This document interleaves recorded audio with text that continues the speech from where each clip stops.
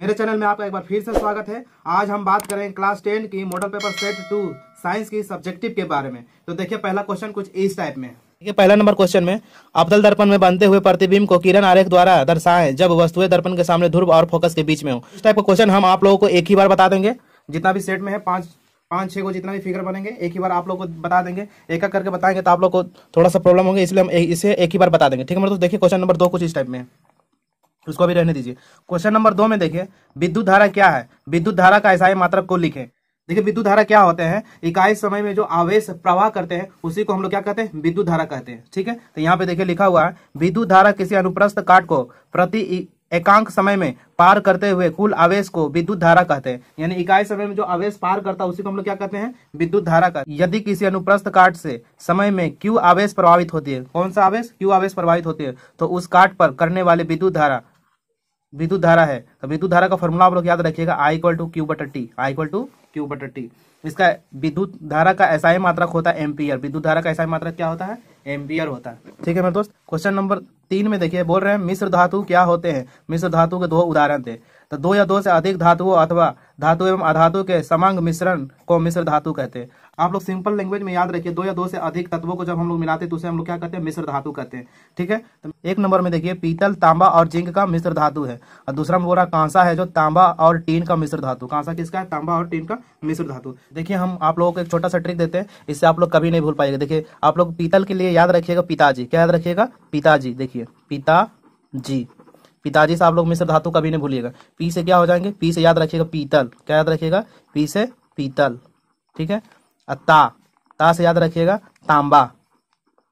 ठीक है, जा से याद रखिएगा जस्ता। आप सिंपल से एकदम बोलिए पिताजी। मिश्र धातु आपको एक तो याद हो गया, मिश्र धातु याद हो गया। किसका मिश्र धातु याद हो गया, देखिए पीतल का। तो पीतल में कौन कौन सा धातु मिला हुआ रहता है, तो तांबा और जस्ता। पिताजी याद रखिएगा तो आपको एक मिश्र धातु याद हो जाएंगे। ठीक है, अब दूसरा याद करना है आपको, तो याद रखिए कांसा। तो कांसा याद रखिएगा, टीटी को हम लोग कांसा देते हैं। किसको देते हैं, टीटी। जो टिकट काटता है टीटी, टीटी को क्या देंगे, ब्रॉन्ज मेडल। क्या देंगे, ब्रॉन्ज मेडल।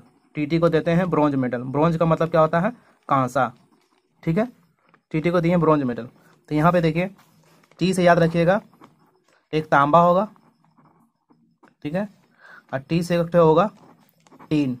आप लोग याद रखिएगा, एक टी से तांबा लिखेंगे, टी से तांबा, एक टीन से टीन लिखेंगे। ये जब दोनों मिलाते हैं तो कांसा बनता है। तो कांसा का मिश्र धातु बोलेगा तो कांसा किसको देंगे, टीटी को देंगे। कांसा किसको देंगे, टीटी को देंगे। और पीतल किसको देंगे, पिताजी को देंगे। ठीक है, ये 2 ठो याद रखिए, आप लोग को मिश्र धातु क्लियर हो जाएंगे। ठीक है मेरे दोस्त, ये 2 ठो ट्रिक है, आप लोग को मिश्र धातु क्लियर होंगे। पीतल और कांसा का याद करने का सबसे अच्छा तरीका। अब आते हैं क्वेश्चन नंबर 4 में है लोहे को जंग लगने से बचाने के 2 उपाय बताएं। तो देखिए जो लोहा को जंग लगने से बचाने के बहुत सारे उपाय, या तो आप उसे पेंट लगाकर बचा सकते हैं, या फिर उसके ऊपर जस्ता चढ़ाकर बचा सकते हैं, या फिर उसमें तेल लगाकर बचा सकते हैं। बहुत सारे उपाय हैं, तो अपने मन से 2 ठो को भी लिख दीजिएगा। तो देखिए इसमें क्या लिखा हुआ, लोहे को जंग से बचाने के लिए निम्नलिखित उपाय है।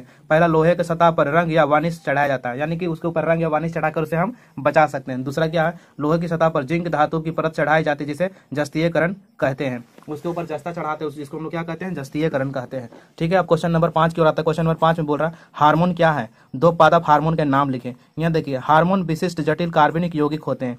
हार्मोन क्या है, एक कार्बनिक यौगिक है जो अत्यंत अल्प मात्रा में नलिकावहीन अंतःस्रावी ग्रंथियों द्वारा स्रावित किए जाते हैं। कहाँ से निकलता है, नलिकावहीन अंतःस्रावी ग्रंथियों से निकलता है। इनकी अल्प मात्रा ही विहीन कार्यों को संपन्न करने के लिए काफी होती है। ऑक्सिन तथा साइटोकाइनिन पादप हार्मोन के उदाहरण है। ठीक है, हार्मोन को कौन कौन सा उदाहरण है, ऑक्सिन और साइटोकाइनिन है जो पादप हार्मोन के उदाहरण है। क्वेश्चन नंबर 6 में बोल रहे हैं जैविक आवर्धन से आप क्या समझते हैं। क्वेश्चन नंबर 6 का उत्तर जो है जैविक आवर्धन से आप क्या समझते हैं, इसका उत्तर है जैविक आवर्धन वह क्रिया जिसमें जैव अनिम्नीयकरणीय अपशिष्ट पदार्थों की मात्रा किसी पारितंत्र के विभिन्न पोषीय स्तरों में एकत्र होती है। जैविक आवर्धन में एक पोषीय स्तर से अगले पोषीय स्तर में जैव अनिम्नीयकरणीय अपशिष्ट पदार्थों की मात्रा क्रमशः बढ़ती रहती है। ठीक है मेरे दोस्त, आप आते हैं क्वेश्चन नंबर 7 की ओर। क्वेश्चन नंबर 7 में अपने विद्यालय को पर्यानुकूल बनाने के लिए 2 सुझाव दे। अपने विद्यालय को पर्यानुकूलित बनाने के लिए छात्रों तथा शिक्षकों द्वारा नियमित रूप से वृक्षारोपण कार्यक्रम आयोजन करना चाहिए। मतलब इस चीज को बढ़ावा देने के लिए हम लोग क्या करेंगे, वृक्ष रोपना चाहिए टीचर लोग के साथ मिलकर। वृक्ष ऑक्सीजन के स्रोत हैं तथा ये कार्बन डाइऑक्साइड तथा अन्य हानिकारक गैसों का अवशोषित करते हैं। जहां तक कि संभव हो हमें जैव अनिम्नीकरणीय पदार्थों जैसे प्लास्टिक, थर्माकोल, शीशा से बने पदार्थों का उपयोग नहीं करना चाहिए। इनकी जगह पर जैव नमनीकरणीय पदार्थों का उपयोग करना चाहिए। ठीक है मेरे दोस्त, तो इस तरह से आप लोगों को अति लघु उत्तरीय प्रश्न खत्म हो गए। अब आते हैं लघु उत्तरीय प्रश्न में।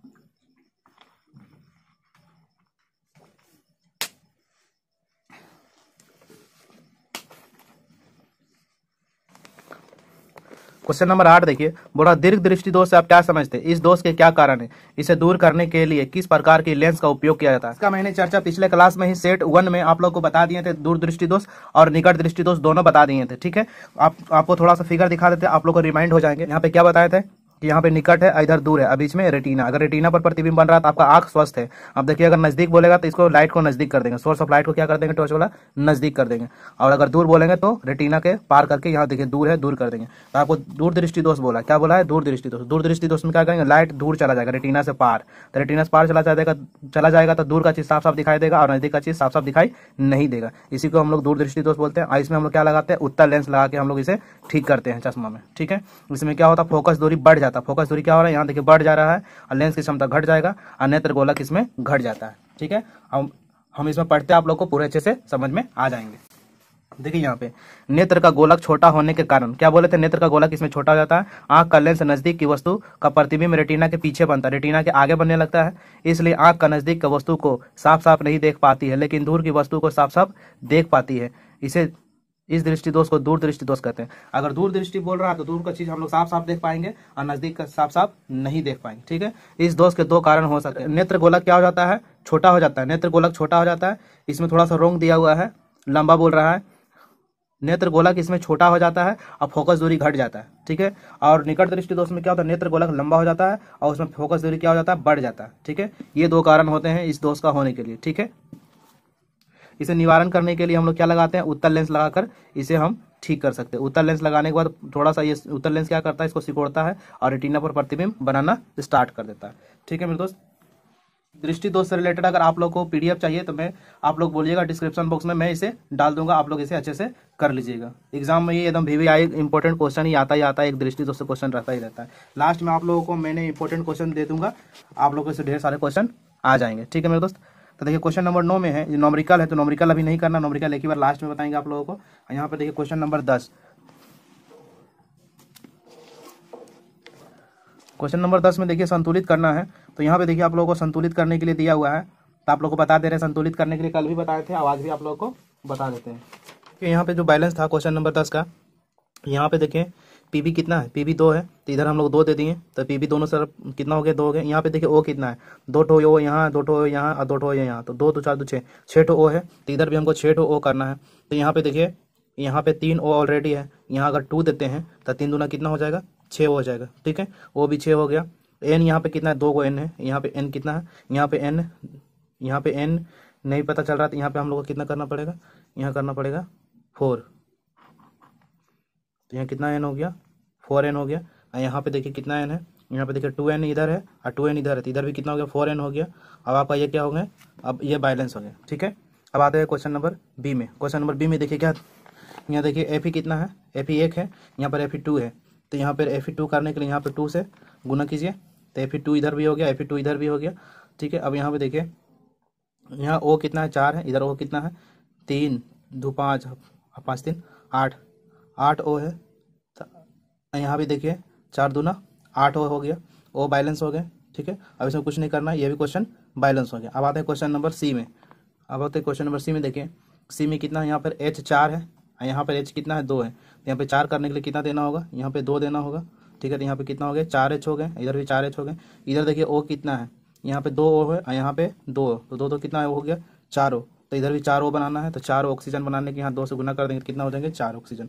ठीक है, ठीक है मेरे दोस्त, इस टाइप से आप लोग का बैलेंस कंप्लीट हो गया। बैलेंस बनाने का आप लोग कोशिश कीजिए, बैलेंस आप लोग प्रैक्टिस कीजिएगा। माइनस बराबर ही देते हैं। नंबर 11 में संकलन एवं प्रतिस्थापन अभिक्रिया से आप क्या समझते हैं? दोनों के प्रत्येक एक का उदाहरण दे। देखिए संकलन मतलब क्या होता है? संकलन मतलब होता है संयोजन अभिक्रिया, यानी कि दो ठो मिल के एक बनता है। ठीक है, तो यहाँ पे देखिए वह अभिक्रिया जिसमें दो या दो से अधिक पदार्थ या तत्व यौगिक परस्पर संयोग करके एक नया पदार्थ का निर्माण करता है। यानी कि दो पदार्थ को मिलाते हैं और एक नया पदार्थ बन जाता है। जैसे M+O2 को मिलाएंगे तो MgO बन जाएगा। ठीक है, नए पदार्थ का मूल पदार्थ के गुण से बिल्कुल भिन्न होता है। जैसे कि मैग्नीशियम को वायु या ऑक्सीजन में जलाने से क्या बन जाता है? MgO बन जाता है। ठीक है, ये हो गया संकलन। ये क्या हो गया? संकलन अभिक्रिया। अब प्रतिस्थापन में देखिए क्या होता है? प्रतिस्थापन अभिक्रिया में किसी यौगिक में उपस्थित परमाणु के समूह को किसी दूसरे परमाणु द्वारा विस्थापित कर देता है। प्रतिस्थापन में क्या होता है? यौगिक या परमाणुओं को जगह बदल देता है, उसे विस्थापित कर देता है दूसरे के साथ। या एकल विस्थापन तथा उभय विस्थापन जैसा होता है। इसका देखिए आप लोग रिएक्शन को याद कर लीजिए। एकल विस्थापन FeCuSO4 है, तो यहाँ देखिए Fe है, यहाँ देखिए SO4 है, SO4 है तो Cu को विस्थापन करके हटा दिया, इसको पीछे भेज दिया, यहाँ पर Fe आ गया। ठीक, उसी तरह से उभय विस्थापन में देखिए क्या होता है? BaCl2 Na2SO4 है, तो यहाँ पे देखिए Ba है तो ये आगे वाला Cl2 यहाँ पे हट जाएगा और यहाँ पर क्या आ जाएगा? SO4 यहाँ पे विस्थापित कर देगा। तो इसमें आप लोग को रिएक्शन को याद कर लेने। ठीक है मेरे दोस्त, अब आते हैं क्वेश्चन नंबर 12 की ओर। क्वेश्चन नंबर 12 में देखिए हमारे शरीर में ग्राही का कार्य क्या है? ऐसी स्थिति पर विचार कीजिए जहां ग्राही उचित प्रकार से कार्य नहीं कर रहे हैं, क्या समस्या उत्पन्न हो सकती है? ठीक है, तो यहाँ ग्राही के बारे में आप लोगों को बताना है। देखिए ग्राही सूचनाओं को ग्रहण करके उन्हें आवेग के रूप में संवेदी तंत्रिका द्वारा मेरुरज्जु और मस्तिष्क में भेजते हैं। वहां उन सूचना का विशेषण होता है। तदनुसार एक उपयुक्त आदेश आवेग के रूप में मोटर तंत्रिका द्वारा उस ग्राही अंग की पेशी और ज्ञानेंद्रियों में भेजा जाता है। तदनुसार अनुक्रिया होती है। यदि ग्राही अंग उचित प्रकार से कार्य नहीं करेगा तो सूचनाएं मस्तिष्क और मेरुरज्जु तक नहीं पहुंच सकेंगी। इस प्रकार शरीर में आवश्यक कार्य संपादित नहीं हो सकेगा।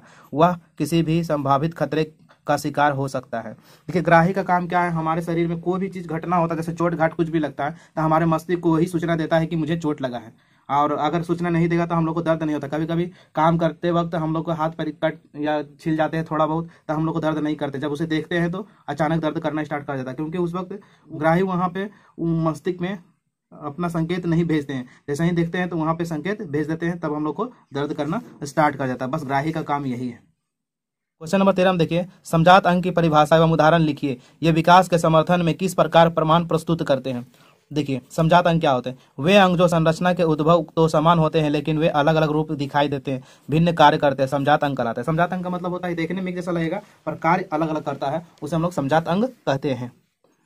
उदाहरण में देखिए जैसे केसुरुकियों के अग्रपाद हैं, यह समान योजना पर बने हुए होते हैं। चिड़िया, वेल, बिल्ली, घोड़ा तथा आदमी में समजातता दिखाई देती है। इन सभी केसुरुकी के अग्रपादों की समानता यह प्रदर्शित करती है कि ये सभी एक ही पूर्वज से विकसित हुए हैं। ठीक है, अब आते हैं क्वेश्चन नंबर 14 की ओर। क्वेश्चन नंबर 14 में बोला ओजोन परत का अपक्षय चिंता का विषय क्यों है? इसकी क्षति को सीमित करने के लिए क्या उपाय किए जा सकते हैं? देखिए ओजोन परत धीरे धीरे हम लोग का क्या हो रहा है, एनवायरनमेंट का ओजोन परत पतला होते जा रहा है। जो हम लोग CFC वगैरह यूज करते हैं ना, फ्रिज और रेफ्रिजरेटर से CFC निकलता है, वो क्या होता है एनवायरनमेंट को खराब कर रहा है, जिससे कि हम लोग का ओजोन परत खराब हो रहे हैं। ठीक है, तो यहाँ देखिए विभिन्न रसायन के कारण ओजोन परत की क्षति बहुत तेजी से हो रही है।